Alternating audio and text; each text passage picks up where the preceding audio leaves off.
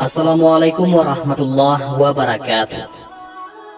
Berikut merupakan kumpulan cerita atau kisah Umar bin Khattab yang sangat menginspirasi. Tapi sebelum itu, akan kita bahas sedikit mengenai biografi sang khalifah. Umar bin Khattab adalah khalifah kedua umat Islam setelah Abu Bakar As-Siddiq radhiyallahu anhu. Beliau berkuasa pada tahun 634 Masehi sampai 644 Masehi, yaitu 10 tahun. Umar juga merupakan salah satu sahabat utama Rasulullah SAW dan juga merupakan ayah dari Hafsah, yakni istri Rasulullah SAW. Umar termasuk salah satu pemimpin yang hebat dan menjadi suri teladan bagi umat.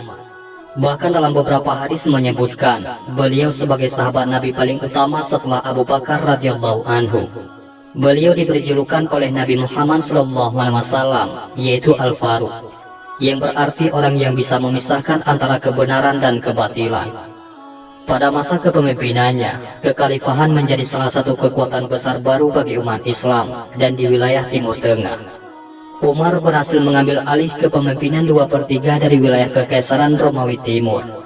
Perluasan wilayah ini juga diikuti dengan berbagai macam pembaharuan dalam bidang pemerintahan dan politik. Contohnya, departemen khusus dibentuk sebagai tempat masyarakat dapat mengadu mengenai para pejabat dan negara. Pembentukan Baitul Mal juga menjadi salah satu pembaharuan Umar dalam bidang ekonomi.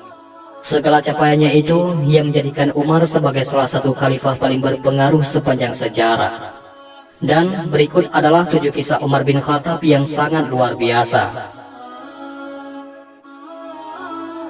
Pertama, yakni keunikan hijrahnya Umar bin Khattab ke Madinah.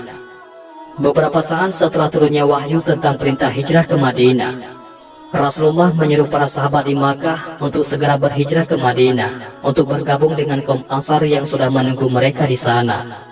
Rasulullah SAW memperingati mereka agar meninggalkan Makkah dengan hati-hati, tidak bergerombolan serta menyelinap di malam maupun siang hari.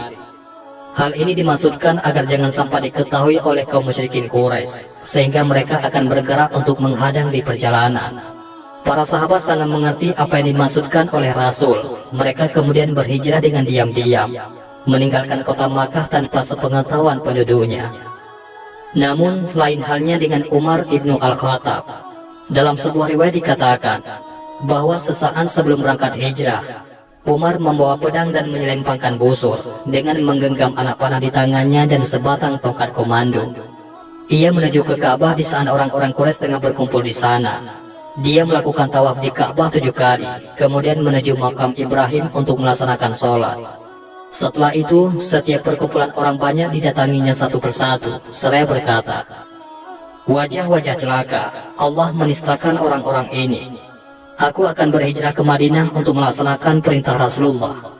Barang siapa yang ingin diratapi oleh ibunya, ingin anaknya menjadi yatim atau istrinya menjadi janda, silakan datang menemuiku di balik lembah ini."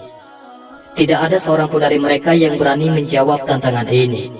Akhirnya, Umar hijrah ke Madinah tanpa ada ancaman atau dihalang-halangi oleh kaum musyrikin Quraisy.